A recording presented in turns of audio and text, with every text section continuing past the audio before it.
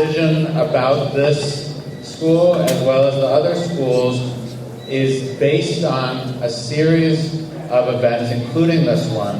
And ultimately, the chancellor makes the decision and recommends it to the panel for educational policy. We are here today at Samuel Gompers High School for the rally to try to keep the school open. My name is Romaine, and I am here today with A.K. Matthews. Hey, Matthews. How are you? So I would like to know, how do you feel about this high school closing? Well, first of all, the whole process of closing a high school such as Samuel J. Gompers was done underhandedly and intentionally. These students here deserve all the help that they can possibly get to succeed.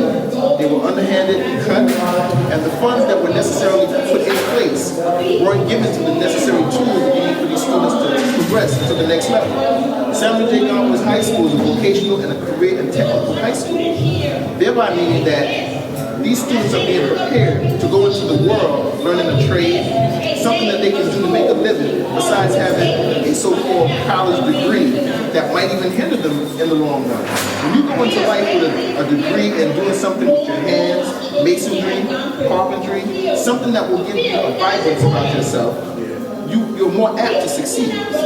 What the mayor is doing here and the Bloomberg administration and the Department of Education is just totally underhanded. We're working here with one of the poorest districts in the country. You have a large majority of Black and Latino students who are not getting the proper funds that they need to succeed. So I'm totally against closing a school such as Samuel J. Gompers, because the nearest school around here that would provide trade and anything like that is far-fetched away. These students deserve every opportunity that they can to succeed. And I really do agree with that situation. So do you feel like the board is contradicting themselves when they say they want to give each child a proper education, and then they're trying to close down certain schools? Well, that's definite. You know, the whole process here is that we have to understand certain things. We have to understand that education now is a $24 billion a year business. Somebody's making some money somewhere. So with the advent of charter schools, co-location, the invasion of charter schools, and the whole scrutiny behind the business purposes. The mayor has appointed chancellors, the last two besides Mr. Walker, as business people. They don't have degrees in education. They don't know the heart and soul of the community. So they just come in and just see numbers, fudge numbers. You can't go by the criteria of a community. You can't go by the whole pulse of a community. You have to give these students something that was promised to them from the beginning all along. A quality education and equal opportunities to succeed in a society that they permeate and they create. We're not going to stand here and be stomped on. Things will change from here on, and here I have to bring it. Remember this audience, remember the people, and remember me. Gompers United, we'll never be defeated. I'm here today because I'm in support of keeping this school open, and I'm in support of whatever these children here today decide they want to do. To understand, phasing out the school is not the option. You have to give us the money that we need, that you're giving these charter schools, which are not approved, in a sense, are not doing the same results that I'm given in a public school. My father came to Samuel Gompers High School back in the day, and it's because of the education that they had at Gompers, the CTE program here, that my family and my brother now follows in his footsteps. Closing CTE schools is not the answer. Students need a chance to learn what the real world has to offer. For them going to a completely academic school, that does not prepare them for the world of work. When they go to college, they need a job while they work through college. For them to work minimum wage just for nothing, they won't survive. It doesn't work.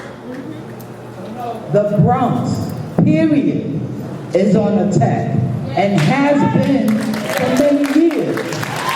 We have been underserved, overlooked. Our school systems is crap. The kids stood up here and told you the books is from World War I. Why are our kids reading these books? Why are they not getting a proper education?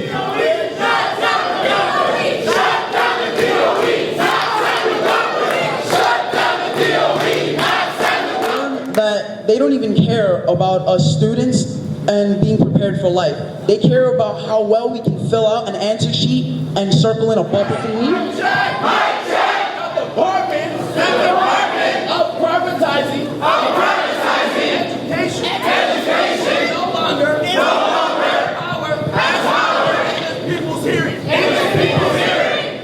This school would be economic discrimination to the less fortunate who rely on it, and it would be a disgrace to the father of the American labor movement, Samuel Gompers. The government has declared war on peoples of brown, yellow, black, poor, anybody who is not one of them, and one of them is those that have. These charter schools opening are for the children of those that have. So what's going to happen to the ones of us who don't have? Because, I mean, honestly, I have a 3-year-old son.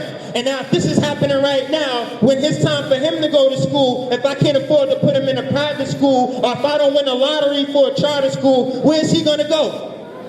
Am I going to be subject to homeschool him? Okay, I can homeschool him, but how am I supposed to take care of my family? Instead of closing down a school that will give these kids careers, y'all want to open up a school to give them a job? I want a career. I don't want a child. You understand me? I want a career. I want something I can pass down. I want a legacy.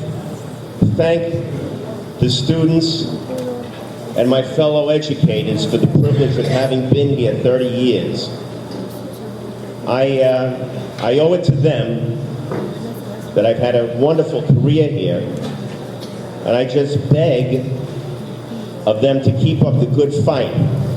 Administrators, teachers, students, don't forget you're the ones who are the leaders, you're the future leaders, and guess what?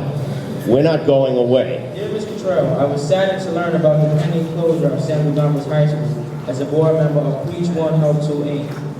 It is appalling that a venue that helped so many youth in the past will not be there to help in the future. Just a little history about Gompers and my family. I graduated in 1970. I attended the 13-year course at Westington House in Brooklyn. We studied television studio operation. I joined the Air Force and passed a proficiency test and was placed in TV and radio repair. I was stationed in California as my first tour of duty. I was then sent to Greece and eventually Andrews Air Force Base in Maryland, all the time working with studio production and equipment repair. After 7.5 years, I decided to become a civilian.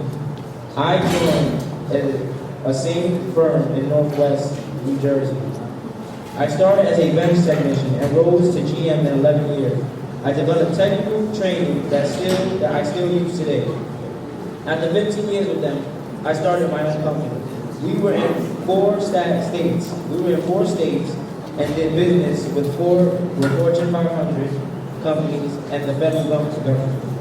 I eventually closed due to personal reasons and now work for the federal government. There's much more to my story, but I try to keep it short. Gompers has been a family tradition. I have cousins as old as my parents who graduated from Gompers while I was a freshman. My older brother was a senior. There were 2 of my cousins attending at that time. One was a senior and the other a junior.